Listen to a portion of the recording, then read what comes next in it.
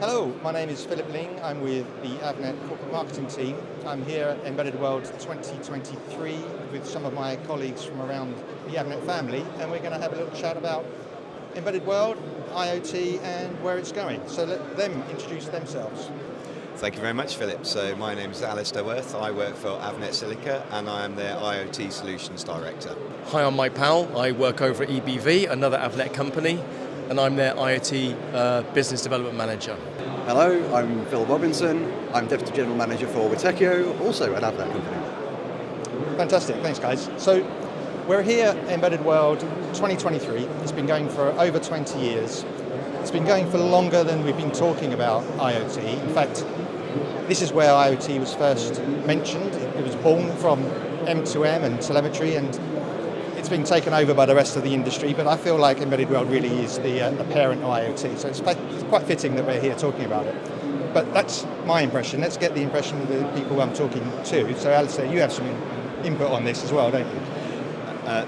Yeah, well, thank you very much. Like you, I've been coming here for quite some time. I remember in the days when it was M2M, and it was very much about in the beginning it was about 2G and sending data through modems. It was fraught with problems. It was highly complex back in those early days of technology, and it's very much migrated and changed since then. It's gone to, I think, really the point where the expectation is that everything should be connected, and I guess what we're going to be talking about is how easy is that to do, and how's that changed over the time that we've been here. I don't know what you think, Mike. Oh, well, I mean, yeah. Do you remember those days when everything was IoT? When IoT was first coined as a kind of a watchword, an industry trend? Everybody who made everything had an IoT something, and thank goodness I think we've moved past that stage now. We've got genuine IoT solutions and services out there that customers can really benefit from. So I think that's the biggest change I've seen. So people kind of jumped off the bandwagon a little bit, but the real IoT solutions remain, and they're all there for our customers to kind of grab hold of. I completely agree with that, Mike. I think with any new technology that emerges, you tend to get a lot of hype around that, and everyone wants to jump onto that bandwagon with their IoT-enabled toaster and and things that they're doing it not because they should, but because they can. And I think as things mature, then we find real use cases that drive actual value for end customers, and that's where I feel like IoT has moved. It feels like we're finally at a place where it's becoming a mature technology. People know how to extract value or to deliver value, or understand more how IoT can really add value to their end customers and to their business. And it's been a real pleasure to co-pilot them along that journey and help them extract that value for their customers.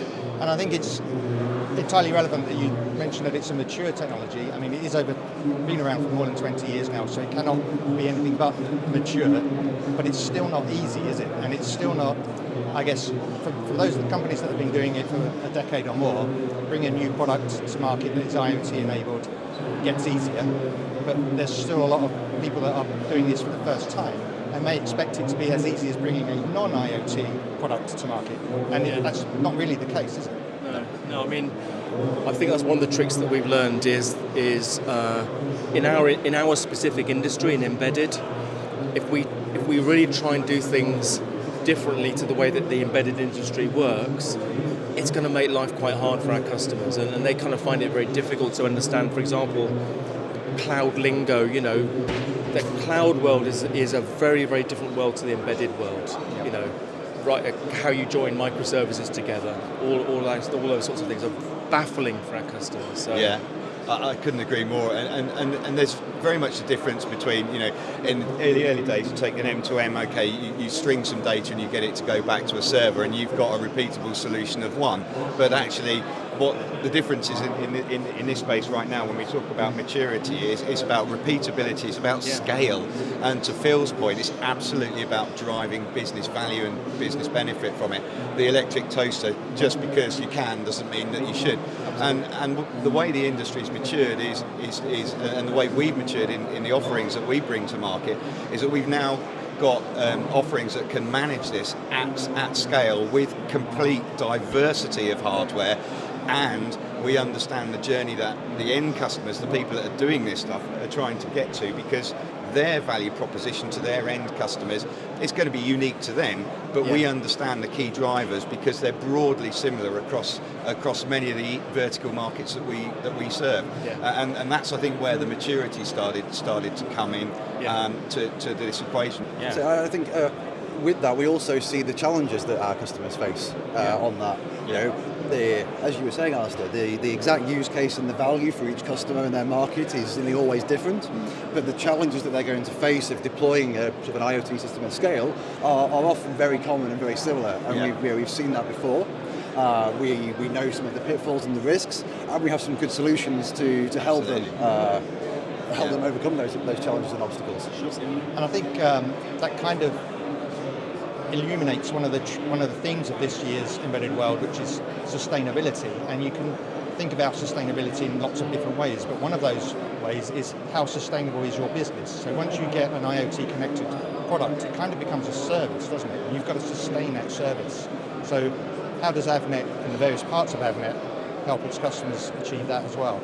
I think personally speaking, I think the answer to that is quite simple, and that is, or straightforward at least anyway, and that is, you know, when we speak to customers about IoT, we've got to really understand the reason why they're doing that in the first place. And it's really kind of the follow the money kind of, you know, conversation. What is the business plan that a customer has? What's their objective?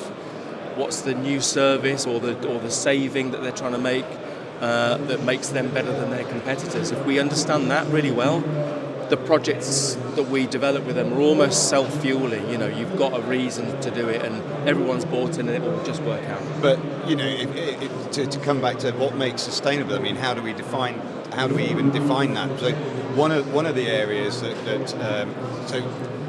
sustainable or longevity is a hardware. So that comes down to the expert advice that we can give and the migration strategies, but also the insulation that we can provide customers to market forces, which will dictate that versions of hardware are going to change over time.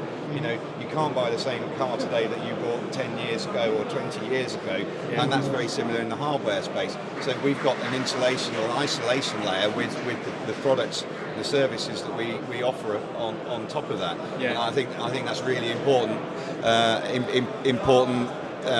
And valuable benefit that we can bring, and then of course there's other aspects that you know, Phil, that you're delivering that are allowing migration strategies for customers as well. Absolutely, Alistair. Yeah, I was just thinking as you were talking there. Sorry, Mike. Software I think is a key part of how you can make something sustainable, maintain and support that over time. So. With Witekio being a software service company, we have some interesting solutions to that piece.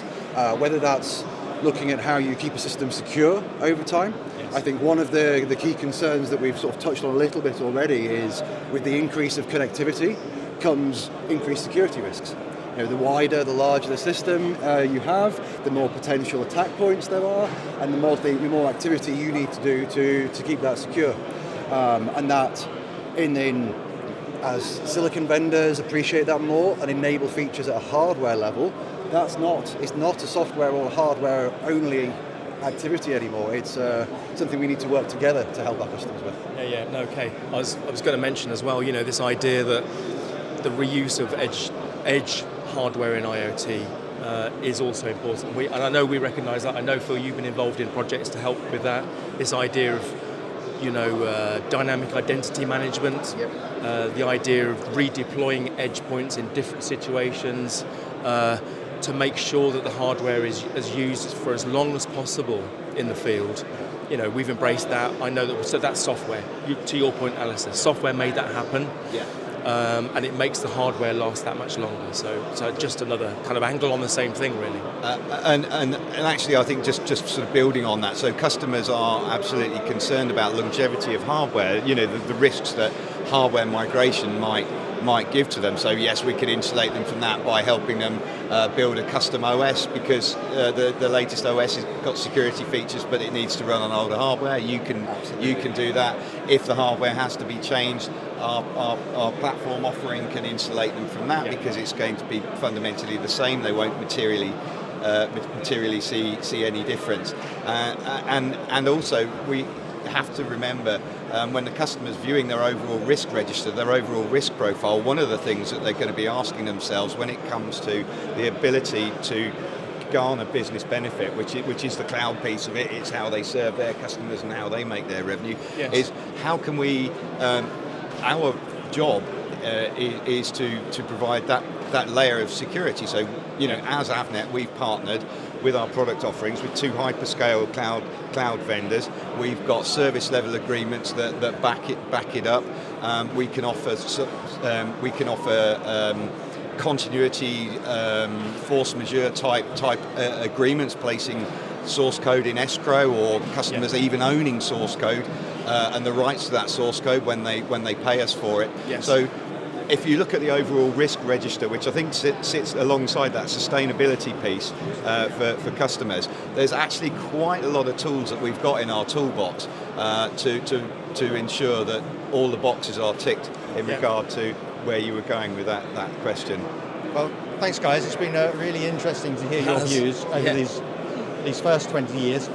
Luckily, we don't have to wait another 20 years to see how this story evolves.